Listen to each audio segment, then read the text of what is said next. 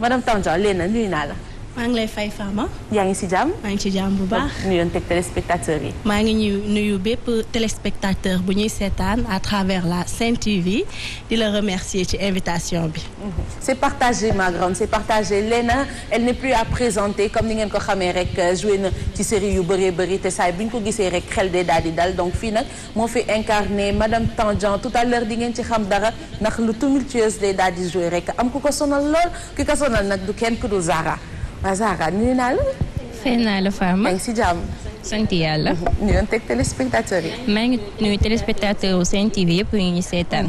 yow daal da nga ñëw pour yëngal ménage jàmbur. waaw gis nga semé terreur comme ni ñu koy waxee cauchemar famille Tandian. ah yéen a ko déggandoo donc tout à l'heure dinañ ko daal di waxtaanee. ñu ràññee ko nag ci série bi mu tudd fii Daouda Tandian donc Daouda nuyu nañ la. alors salaamaaleykum ñu ngi lay nuyu Fama. merci pour l'invitation. mais le vrai nom c'est Ousseynou Ba. Ousseynou Ba. tey moom Ousseynou Ba moo am ak Daouda Tandian ah. donc ñu ngi remercier Sénégalais yëpp aussi di remercier aussi pour surtout Pathé Sène bi nga xam ne dem na ba collé. ah oui et on en est fiers.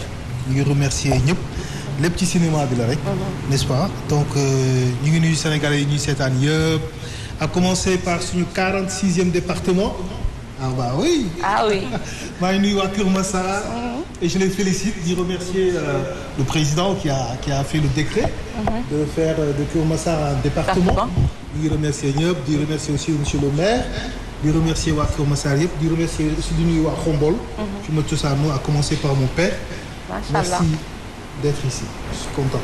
très partagé aussi kenn ku ci nekk sa gox nga daal di am rek donc moom it nuyu na waa goxam bu baax a baax on démarre avec cette toute nouvelle série qui promet d'être vraiment très satisfaisant qui promet aussi vraiment beaucoup de choses yu bëri ngi ci biir ay faces cachées d'ailleurs noonu la tudd ah face cachée du réseau te xam nañ ne Sénégal bëri na loolu la fi nekk ñoom nag les faits de la société loolu la ñuy jël rek daal di koy tënk ci 5 thématiques yi nga xamante ne benn bu ci nekk kenn représenté na ko fi tout à l'heure ñu daal di koy waxtaanee à tour de rôle képp ki nga xamante ne acteur nga ci biir série bi rek di nga ñëw daal di waxtaanee sa rôle wax ñu lan nga ciy joué wax ñu aussi sa xalaat ci idée nga nekk koo xamante ne daal tu es servi Tandian ndax la soxna si macha allah Zeyna nekk sa wet à ta droite jongama ba dee waaye tamit ki lay yëngal di yàq sa ménage di Zara moom tamit toute ravissante yow naka nga dundee rôle boobu at bi ñu la ko joxee dañ ci teel a gis sa bopp. bon oui xam nga comme je dis à la base man je suis comme dama koy wax à chaque fois je suis un verre vide un verre il est toujours transparent une tasse en verre c'est toujours transparent dara dëkku ci boo ci defee bisaab lay nekk boo ci defee guy lay nekk boo ci defee ndox lay nekk donc moi je suis quelqu'un boo xam ne je me dis je suis prêt à porter toutes sortes de rôles boo xam ne jox nañu dama ci dem ba jeex. donc dès qu'on te propose le rôle de Daouda Tandian.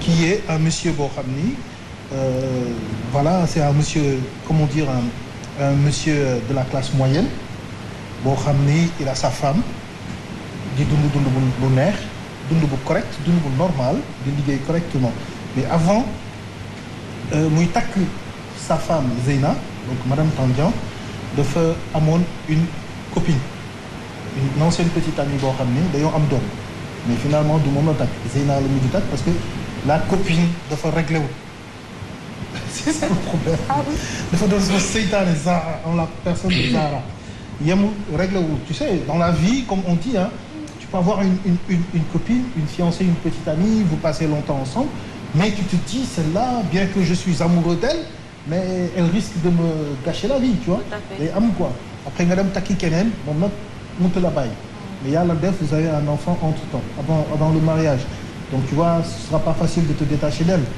donc elle a comme mission personnelle de détruire ma vie de gâcher ma vie ma femme elle est là elle est une femme modèle femme vraiment aimante et je t'adore beaucoup ma chère donc elle fait tout pour me satisfaire pour gérer son ménage mais ndaw sële Zahara sama seytaane bi sama cicatrice bi sama effet secondaire bi nee na affaire bi non du ko bàyyi mu jàll quoi il faut mu yàq suñu diggante. fas te j'espère que kii di Zeyna fas yéenewul yàq li nga xamante ne moom mooy diggante may ñu ci tuuti rek le temps ñuy xuus ak série bi di dem nga wax ñu ndax da lay déstabiliser au début waaye bi ñu demee ba ci biir di nga am nen nooy taxawee sa rôle yow ci film bi. waaw xam nga Zahra moom dafa féroce moom xale bi bàyyi. waaw non du ko bàyyi. ménage di toppatoo sa jëkkër waaye foog mu am daal yu sew yi mu lay def saa su nekk. waaw maa ngi gérer sama ménage di toppatoo sama jëkkër mais moom daal à chaque fois dina def loo xamante ni daf may jéem a déstabiliser mais je me laisse pas faire en tout cas daal maa ngi koy xaar lu mu indi rek man ma kii ko. nga delloo waaw wóolu naa sama bopp. wóolu nga sa bopp. ah nii la aw bu këram day wóolu boppam bu baax a baax te macha allah tu es toute jolie donc lu bëri du la gaaw a déstabiliser waaye nag kii ku ko xool tey Zahra lu la xiir ci déstabiliser say ménage te bëggeel rek ngay topp wala vengeance la en quelque sorte.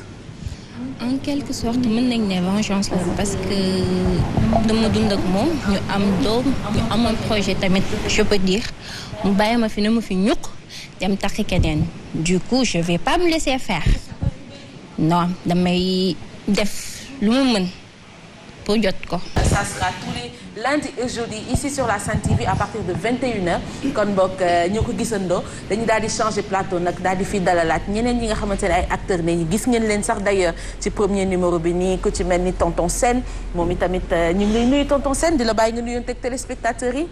merci Fama di la sargal. di la bëggee aussi. fii la ëppee. parce que ñu rafetlu trop te liggéey ci télé bi. merci beaucoup. donc waa di wax tonton Sène moom daf ma topp rek. waaw xaw ma Mboro la ma toppee. dëgg la. parce que en fait c'est Mody Fall de mon vrai nom. Ouais, comme ça a été le cas avec monsieur Ndiaye la collégienne et cetera et cetera. noonu le personnage moom bu marqué nit ñi rek. da lay topp et j'espère que Paa bi dina ma topp nag. oui. waaw parce que Paa bi aussi moom laa tudd. si face cachée du réseau. voilà nga nekk le père des frères ennemis yow lan nga ñu mën a wax ci li nga xamante ne moom mooy sa rôle ci biir film bi. waaw man suma rôle nag nit bu lëndëm la. bon comme ni ñu ko waxee rek eh bien face cachée pour dire que les apparences sont très trompeuses enfin pas toujours. mais pour la plupart. absolument. voilà donc man dama ci nekk koo xam ne dama dund une vie souterraine. donc qui est très nébuleuse à la limite de l'illégalité à travers un réseau n'est-ce pas donc des plus louches en tout cas. ah oui des plus louches hein. oui si je peux m'exprimer ainsi. ah oui. mais par contre je suis père donc de 2 jumeaux. oui. yoo xam ne dañuy réeroo. pendant un bon moment. n'est-ce pas peut-être du ma ci mën a sori. parce que li ci nag bi xajul ci paan bi. ci paan bi waaw xam naa ne daal di ñu réeroo ma leen di wër.